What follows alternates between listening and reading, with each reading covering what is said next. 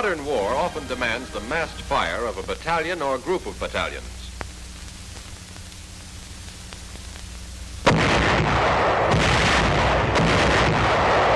For maximum accuracy, the relative velocities of all weapons involved must be known.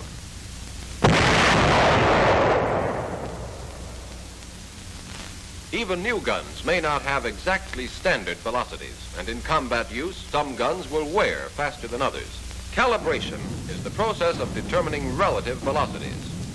The necessary calibration can be done by observation of the impacts or bursts. Then the observed differences in actual range can be converted into velocity differences by use of the firing tables. But here's something new. The Ballistic and Technical Service Team. It is highly mobile and has been trained and equipped by the Ordnance Department to calibrate your weapons faster and more accurately by direct measurement of velocity. In the field, this team of 2 officers and 11 enlisted men splits up to form 2 self-contained units. One unit works at the front, and the other stays back at a 4th echelon shop. The outfit is complete even to a shop truck with all necessary maintenance facilities. 2 generators supply all electrical needs of both units. One generator is in the 1-ton trailer and the other in the shop truck. This team comes to you ready to work. It can furnish exterior and terminal ballistic data, but the main job is velocity calibration. Each team carries 2 different types of chronograph for measuring velocities. First, the Aberdeen chronograph. 2 of its elements are these wire screens mounted in simple wooden frames. The screens are set up in the gun's line of fire. The first screen is 75 or 100 feet ahead of the gun, and the second is about 100 feet further out. The projectile, passing through the screen, pushes the wires into contact and closes the electric circuit. Cables connect the screens to the recorder, which remains in the shop truck. Here it is, the Aberdeen type recorder. A strip of waxed paper goes inside the metal drum to be held in place by its high speed of rotation. From that movable arm, a spark will jump through the paper to the drum when the circuit is closed by a shell's passage through either of the 2 wire screens. The gun fires and the shell hits screen 1 and then screen 2. As the shell goes through each screen, a spark jumps in the recorder, marking the waxed paper on the whirling drum. The size of the drum and its speed of rotation are known. So is the distance between the 2 wire screens.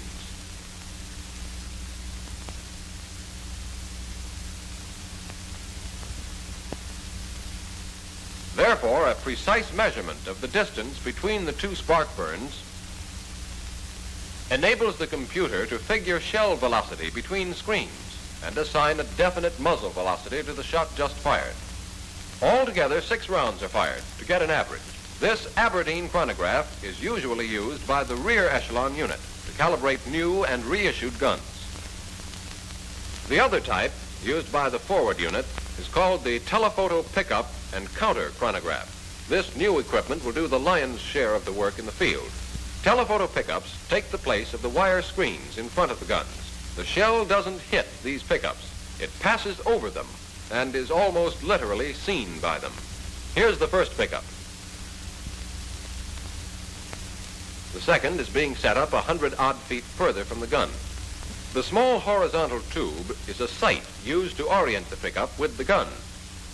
The round central body of the instrument is a telescope. You can see the big objective lens on top. In the base is a photoelectric cell which receives light from the sky through that lens. When the shell passes over, the cell reacts instantaneously to trigger a circuit. A gunner's quadrant is used to tilt the instrument perpendicular to the shell's line of flight.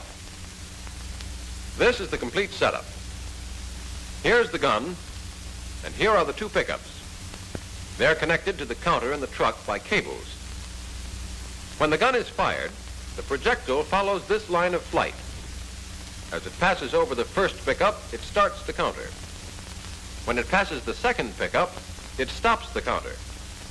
The time required for the projectile to pass from one pickup to the other is recorded by the counter. This is how it works in practice. The gun is fired. The shell passes the first pickup, then the second. In the truck, the time interval is recorded in lights on a panel on the face of the counter. These lights give an immediate reading of the time interval in 100,000ths of a second. From this figure and the dimensions of the pickup installation, a muzzle velocity is computed. Then the circuits are cleared by tripping switches, and another of the 6 record shots can be fired. 2 counters act as a check on each other. That third one is a spare. A battery can, if necessary, be calibrated in half a day in its regular combat position, providing the team can work in daytime. But the pickups can't see at night, so if it's impossible for the teams to do this work in daylight, the instruments could be set up under cover of darkness and the guns fired the next morning. In this case, the entire job would take 2 days and 3 nights. There's another, faster method of handling this job, a method which will be used whenever possible.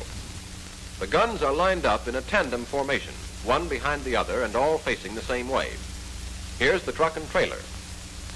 The entire apparatus can be set up and adjusted in half an hour, including the pickups, which are placed in front of the leading gun at the usual intervals. They're connected to the truck by cable.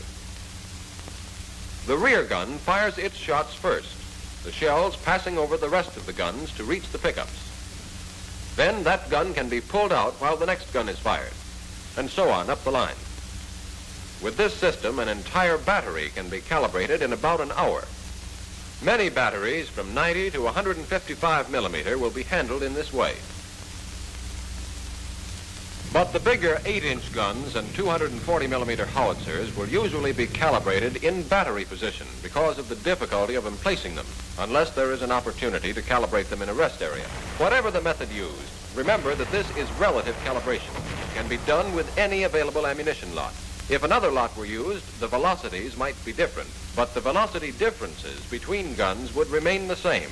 So once a battery or battalion has received relative calibration and one gun has been adjusted onto the target by observation, it is then possible to put the other guns on target immediately by allowing for the differences in muzzle velocity. So you can see that relative calibration is an important aid. But efficient battery or battalion fire depends on many other factors,